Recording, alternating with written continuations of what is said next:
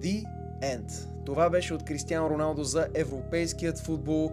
Може би няма да го видим на световното през 2026. Аз лично смятам, че това е най-добрият избор. Очакваме да видим какво ще каже всъщност Кристиано след отпадането на Португалия от Франция, но все пак не е вече на нужното ниво, за да играе европейски футбол. Пролича си на това европейско, че със сигурност не беше същия, но това не е нещо, което трябва да критикуваме, да коментираме, защото е нормално.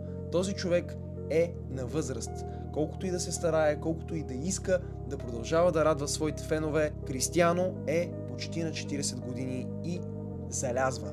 Тъжно, една история приключва, една страхотна история приключва, но нека не забравяме какво ни подари този човек през годините. Последвайте Шоу Лигата за още яки видеа.